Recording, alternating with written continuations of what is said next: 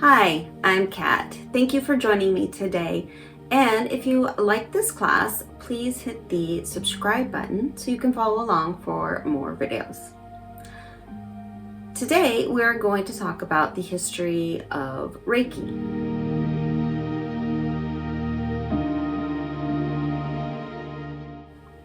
So I took an elective class. It was part of my yoga teacher training with Yoga Liberty, which is an excellent training class if you're looking for one.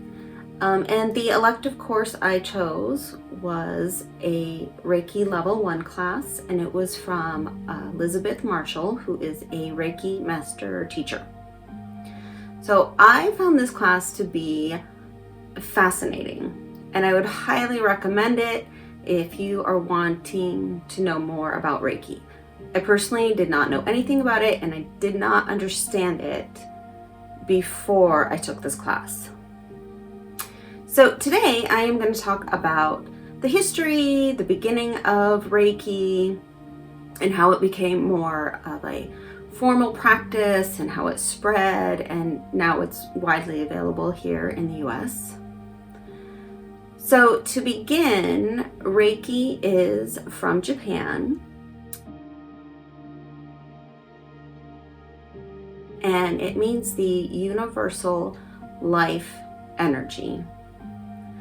And that's referring to the energy that flows all around us and through us and every living thing. And Reiki is designed to restore the natural energy flow that flows through your body and will help with a self-healing inside our own bodies. So just to note, Reiki is not a positive or a negative thing. It has no religious affiliations, and it's used in many parts of the world. And it is simply the practitioner is using the energy to help it flow through your body and help you so that your body can do some self-healing.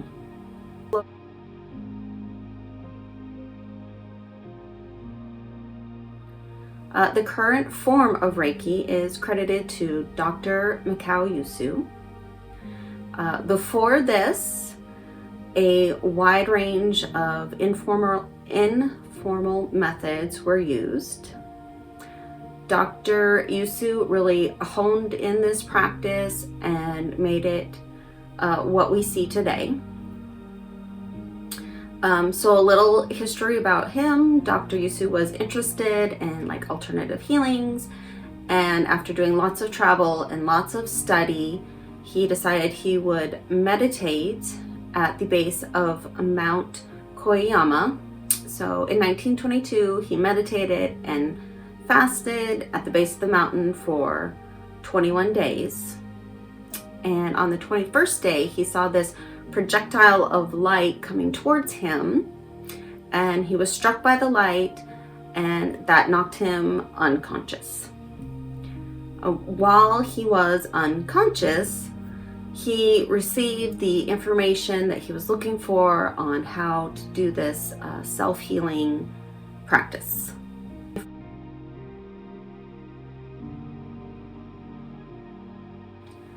After this experience, he opens the first school and clinic in Harajuku, Japan.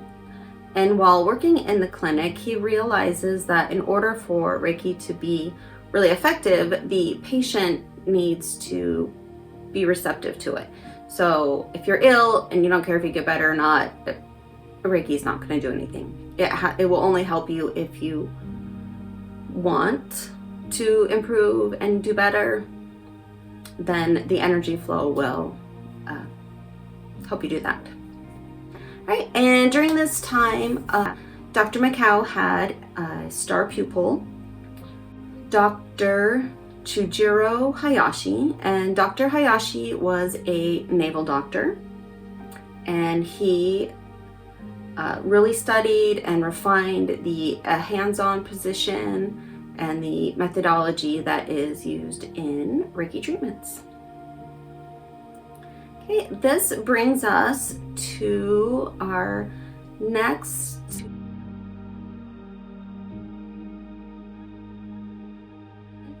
Hawayo Takata. She was one of Dr. Hayashi's pupils. She got introduced to Reiki. She was living in Hawaii and she had some illnesses. She traveled to Japan to have treatments, and she was introduced to Reiki at this time. She was very impressed with it. And when she recovered from her illness, she stayed for a while so that she could become a practitioner and learn everything she could about it. And then she went back to Hawaii and she taught a handful of practitioners how to do this. At this time, there was very few people doing this, very few people were trained. And after she passed away, the people she trained decided this is something that we should help make available to everyone.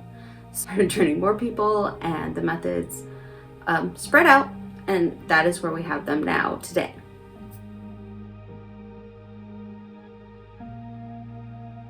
It's important to note that the practitioner is not the one who is doing the healing. They are simply a conduit for the energy to flow, and it's the energy that helps your body to heal. And the Reiki treatment activates your parasympathetic nervous system, and that's what helps your body get out of the fight or flight and into a more relaxed state where it can start to repair itself. There have also been several studies that were published in the National Library of Medicine, and I will list those links to those articles in the description below.